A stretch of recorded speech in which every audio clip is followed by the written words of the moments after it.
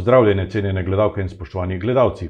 Pred dnevi je ministrstvo izdalo soglasje k imenovanju Tatjane Dizdarević na mesto direktorice Centra za upravljanje z dediščino živega srebra v Idriji, ki skrbi tako za dediščino nekdanjega rudnika, kot tudi za vzdrževanje idrijskega podzemlja, kar je zelo pomembno za ohranjanje mesta nad njim. Gospa Tatjana Dizdarević, pozdravljeni v našem studiu.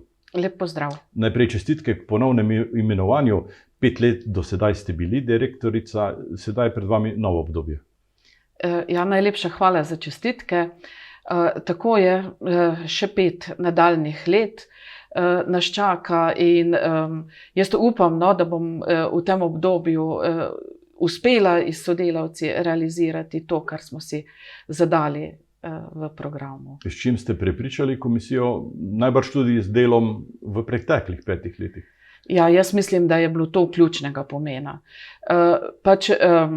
Center se je tako v lokalnem kot tudi nacionalnem okviru pokazal kot aktiven javni zavod na področju predvsem ohranjanja in prezentacije svetovne dediščine, lahko tako rečem, saj smo upravljavci kar pomembnih objektov dediščine živega srebra v Idriji, kot tudi v skrbi za naše podzemlje, ki ostaja odprto, iz katerega črpamo vodo, kot tudi skrbjo za monitoring vplivnega območja idrijskega rodišča. Niste pa pravni nasledniki rudnika, to moramo povedati.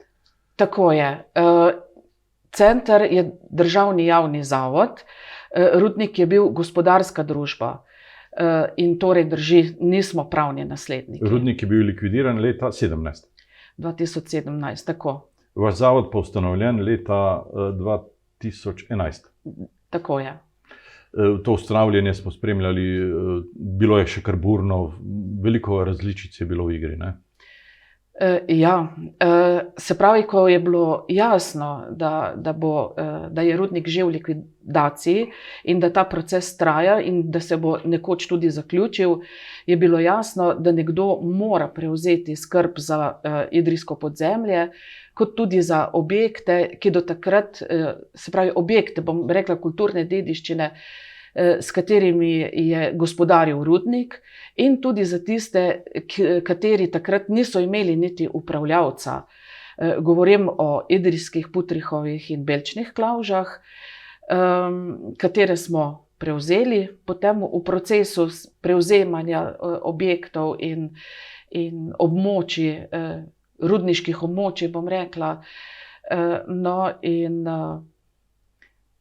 Ja, in potem s tem prenosom šele leta 2016 zaključili postopek in pričeli aktivno delovati na javnem zavodu. V času iskanja najboljših rešitev smo slišali celo predlog, da bi kar komunala skrbela za idrijsko podzemlje.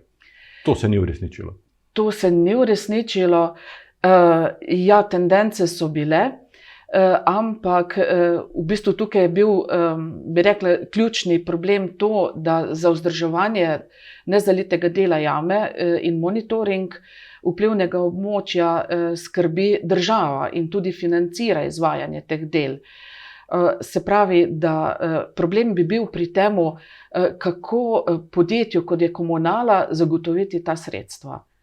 Gre pa tudi za strokovno vprašanje, kako upravljati s podzemljem. Komunalni delavci najbrž niso strokovno usposobljeni, nimajo licence za vzdrževanje podzemnih objektov, ne? Ja, to je bil pa drugi problem. Se pravi, komunala bi vsaj, če drugače ne, morala prevzeti ekipo rudarjev iz rudnika in pridobiti dovoljenje za izvajanje rudarskih del, za kar je pa spet so zahtevani določeni pogoji. Najbrž se spomnite mesecev in let, ko je bila kriza tudi v Ljubljani. Ministrica za kulturo Julijana Mlakar, v Idriji se dobro spominjamo, je morala celo odstopiti tudi zaradi rudnika v Idriji. Namreč ona ni hotela prevzeti skrbi za UNESCO dediščino in rudnik v Idriji. Drži? Drži. Res je, v bistvu takrat sta se in Ministrstvo za kulturo in Ministrstvo za gospodarstvo pravzaprav pogovarjala, kaj storiti. Pogovarjali so se tudi z občino, z rudnikom. Seveda se je skušalo iskati najboljše rešitve, ampak ker je Ministrstvo za kulturo ustanovitelj javnega zavoda, je bilo verjetno tukaj prisotno pravzaprav nerazumevanje strani ministrice, zakaj kultura prevzema rudarska dela. Ampak neminovno je, da je to en kompleksen, ne problem, ampak kompleksna zadeva, kjer se nekako prepletata in kulturna dediščina in vzdrževanje rudnika. Eno brez drugega pravzaprav ne more. Kot smo zdaj videli in tudi pokazali v teh 5 letih, je to res najbolj optimalna in lahko rečem tudi ekonomična rešitev. Izbrskal sem tudi podatke o vašem financiranju. Ste kot državni zavod financirani iz 2 ministrstev. Ministrstvo za kulturo namenja okrog 170 tisoč evrov na leto, Ministrstvo za gospodarstvo 490 tisoč evrov in še lastne prihodke ustvarite okrog 250 tisoč evrov. Tako čez palec 1 milijon evrov porabi vaš zavod na leto za vzdrževanje podzemlja, za vzdrževanje teh spomenikov, ki so pod UNESCO, in za te turistično-promocijske programe. Drži? Ja, tako je. Bi dodala tukaj še, da pravzaprav, ko govorite o teh 170 tisočih, to so v bistvu za naše programske, pa materialne in splošne stroške. Za vzdrževanje spomenikov, se pravi predvsem to, da mi potrebujemo investicijska sredstva, se pa z Ministrstvom za kulturo pogovarjamo po potrditvi letnega programa del. V najboljših letih je imel rudnik, mislim, da 1200 zaposlenih okrog, to število se je spreminjalo. Danes je v Idriji koliko? 8 rudarjev še? 8 rudarjev, tako. Na zavodu vse skupaj pa vas je 16. 16. Je to dovolj? Je. Že prej, ko ste govorili o financiranju, bi želela povedati, da pravzaprav ugotavljamo, da za ta rudarski del absolutno znesek zadostuje, višina sredstev zadostuje, tudi ekipa teh 8 rudarjev je zadostna za, se pravi, redna vzdrževalna dela, za monitoring, ki ga izvajamo. V primeru, da bi pa pravzaprav prišlo v odprtem delu podzemlja do nekih večjih izrednih dogodkov, bi pa verjetno potrebovali pomoč, tako finančno, kot tudi v delovni sili. Čeprav pri prihodkih ste imeli nekaj težav v času korone, pri lastnih prihodkih, ti so se kar prepolovili, ne? Bilo je manj obiska, ne? Ja, naši lastni prihodki predstavljajo prihodki od vstopnin. In v letu 2019, torej pred korono, smo res beležili odlično obiskanost Antonijevega rova in topilnice, 22 tisoč obiskovalcev, kar je pomenilo kar lep prihodek, tudi iz tega naslova, da pravzaprav 4 zaposlene, ki iz oddelka za kulturo pokrivamo izključno iz tega prihodka. Se pravi, Ministrstvo za kulturo zagotavlja plačo samo za vodjo oddelka in v teh letih smo pač te plače lahko pokrivali. V času korone se pač ta prihodek tudi razpolovil, kot se je razpolovilo število obiskovalcev, kar za 50%. In v letošnjem letu se pravzaprav soočamo s tem, ko smo zaključili tudi s projektno dejavnostjo, da bomo morali biti pravzaprav izredno aktivni na višanju števila obiskovalcev, da bi pokrili lahko tudi plače teh 4 zaposlenih. Bodimo optimistični. Pa poveva še nekaj zanimivih podatkov o samem rudišču. V najboljših letih je bilo pod Idrijo odprtih, mislim, da okrog 700 km rovov. Danes jih vzdržujete samo še 6 km. Tako.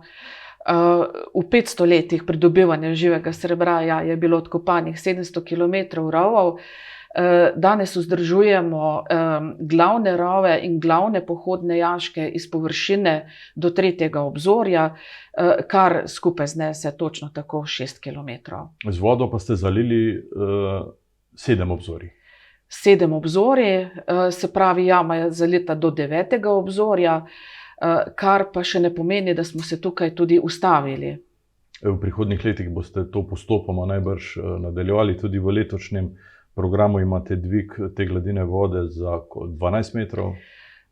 Tako je, vse pa je odvisno od odločitve strokovne komisije, se pravi, ni, bi rekla, odločitev samo na našem tehničnem kadru, ampak na skupini, ki jo sestavljajo hidrogeologi, geologi, rudarska inšpekcija in drugi strokovnjaki, ki bo na podlagi rezultatov monitoringa, se pravi vseh rezultatov, odločila, ali je varno potapljati jamo naprej ali ne. Če bi opustili vse dejavnosti, bi voda praktično zalila do vrha. Ja, zdaj mi zmeraj tako pravimo, da voda že najde pot, da odteče.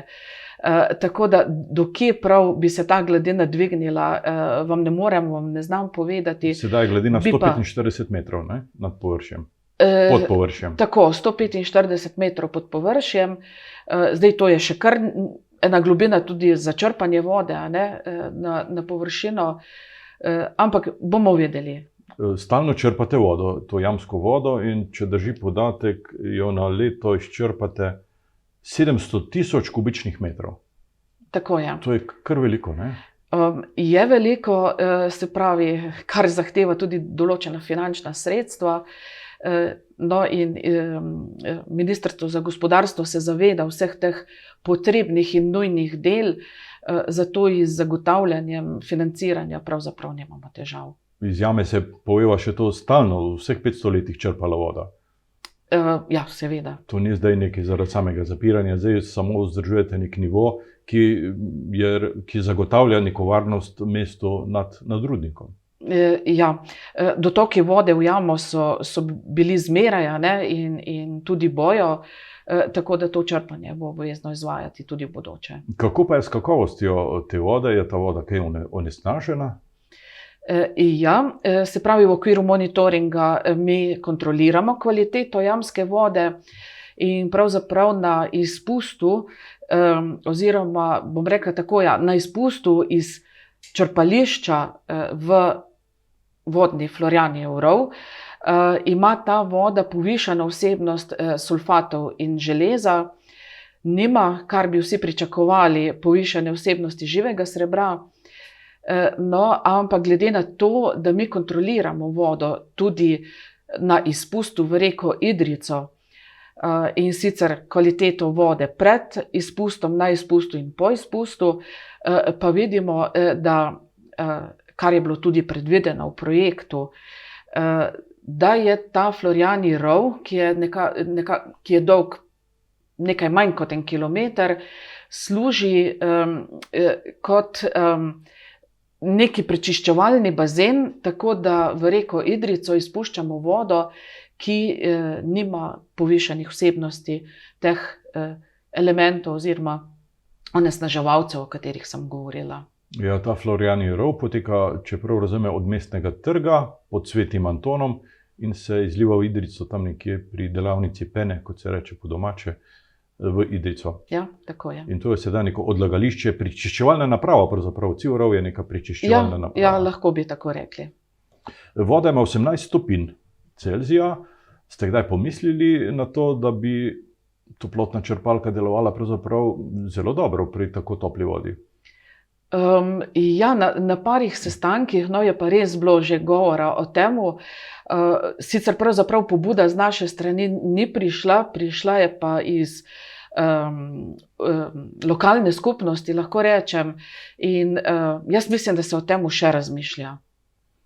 Vaša naloga je tudi opazovanje, kaj se dogaja pod površjem, kaj se dogaja v zalitem delu in kaj v nezalitem delu in na površini. Še opažate premike na površini? Ja, meritve izvajamo vsako leto, obvezno, v skladu z projektom.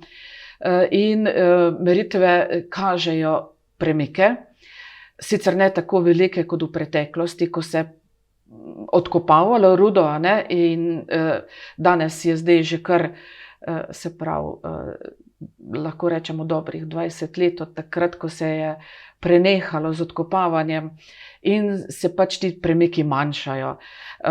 Veliki so nekje do 2 cm in sicer predvsem v območju Poljančevega in pa Smukovega griča. Če prav razumem, se pravi, iz Smukov grič se počasi pelje proti Nikovi. Proti sotočju reke Nikove in Idrijce. Ampak 2 cm na leto, pravite, to v 10 letih pomeni pravzaprav 20 cm. Ja, to ni tako zanemarljivo, predvsem za infrastrukturo, za vodovode, za ceste, za kanalizacije, za poslopja, ki se v nekem delu peljejo skupaj s tem območjem, nekje pa tudi ne. Drži. Mi sicer spremljamo z vizualnim monitoringom razpoke na objektih. Na infrastrukturi je malce težje, zato ker to vsaj vodovodi, plinovodi so pod zemljo, pod cestami. Ampak se pravi, trend je v tem, da se ti premiki umirjajo in pravzaprav je pričakovano, da se bodo v bodoče umirili in jih ne bo.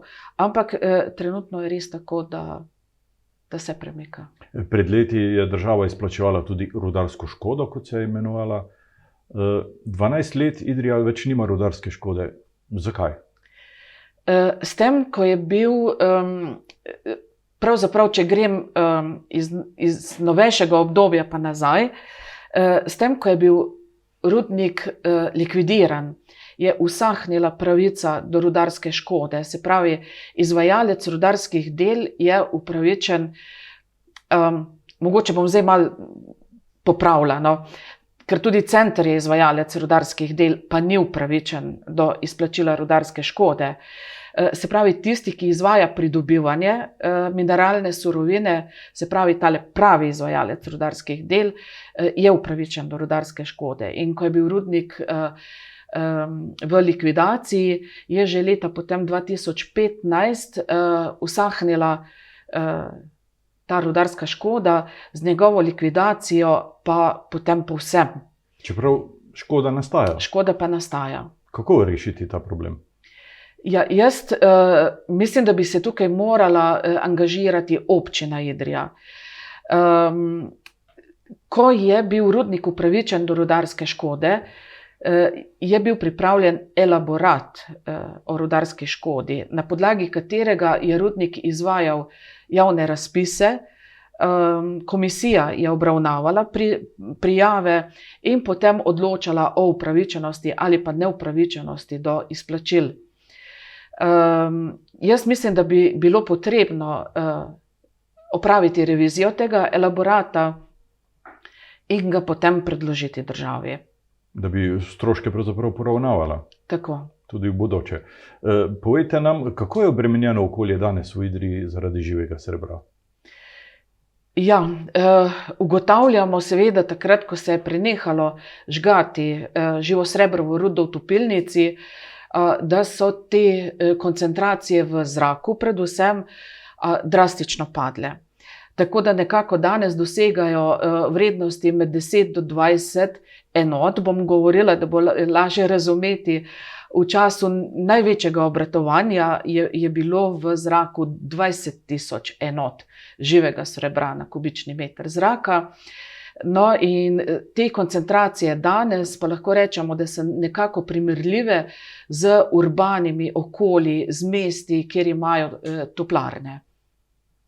Kako pa je zemljina onesnažena? Zemlja ostaja onesnažena.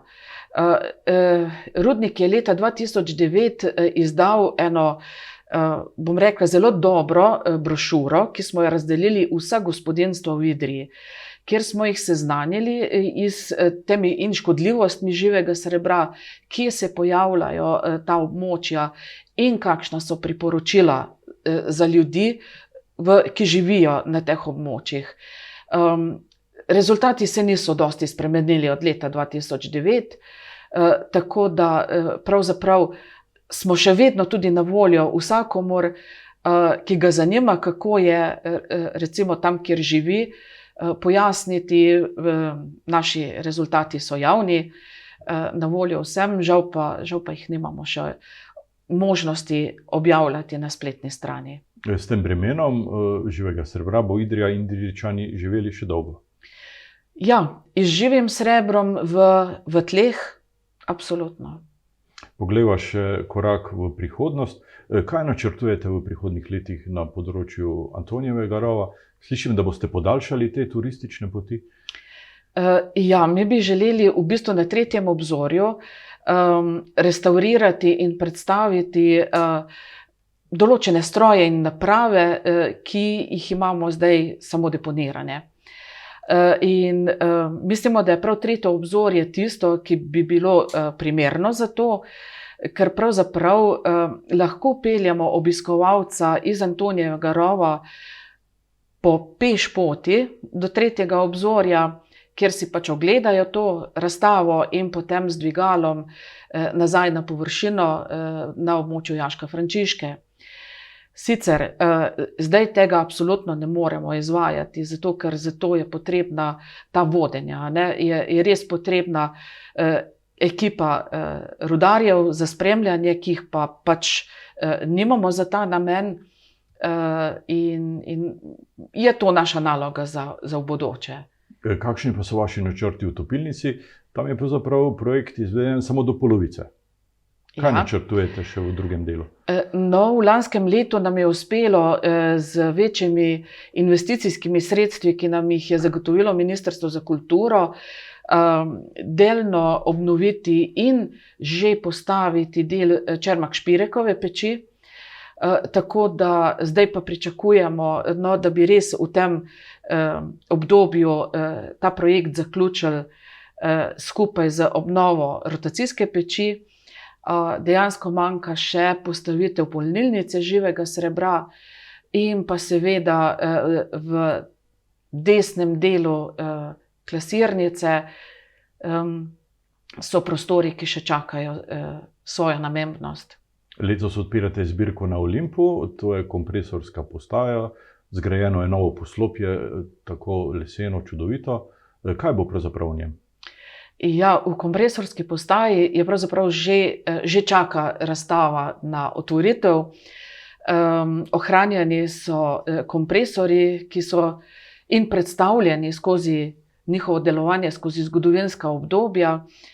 Jaz mislim, da je to zelo nazorno prikazano, opisano in pravzaprav veselimo se otvoritve, ki nas čaka v začetku naslednjega meseca. Izbrskal sem podatek, da ste v jamo prvič stopili leta 1984, to je že kar nekaj desetletij nazaj, ne, kot študentka, štipendistka takratnega rudnika. Sami ste pravzaprav spremljali vse te postopke od ukinjanja proizvodnje, drame, prezaposlovanja, ekoloških dilem. Kako danes gledate na to skoraj 40-letno prehojeno pot? Ja, jaz to vidim v bistvu res kot enkratno izkušnjo, ki mi jo je bilo pač dano doživeti. Težko je v bistvu danes, predvsem, ko to naše znanje prenašamo na vodiče, ki vodijo obiskovalce po Antonijevem rovu, kako je bilo v jami, kako se je delalo, kako se je odkopavalo, točno kot ste rekli, kakšni problemi so bili, tako z varnostjo kot z okoljem. In jaz mislim, da je bila res to ena ogromna izkušnja in upam, da bom zdaj v teh 5 letih lahko še to znanje prenesla na moje sodelavce, na mlade sodelavce. Pred 10 leti sta bila Idrija in Almaden skupaj vpisana na UNESCO seznam svetovne dediščine. Letos obeležujemo 10-letnico tega vpisa. Si predstavljate razvoj vseh teh programov brez tega vpisa? Težko? Ja, seveda težko. Zdaj z vpisom nam je bila dana upravljavcem in lastnikom res predvsem odgovornost za skrb za te objekte. kar pravzaprav pa že pomeni, da se jih ne bo prepuščalo propadanju, tako kot se je dogajalo, recimo in s klavžami, s topilnico, pravzaprav 25 let je topilnica propadala, ker ni bilo sredstev za obnovo. In pravzaprav mislim, da nam je veliko uspelo že v tem času, seveda nas pa čakajo izzivi tudi še za prihodnost. Vsekakor. Tatjana Dizdarević, direktorica Centra za upravljanje z dediščino živega srebra, čestitke k ponovnemu imenovanju. Hvala za ta obisk in za ta zanimiv pogovor. Hvala tudi vam in srečno. Vam, spoštovani gledalci in cenjene gledalke, pa hvala za pozornost in seveda tudi z moje strani star rudarski pozdrav, srečno.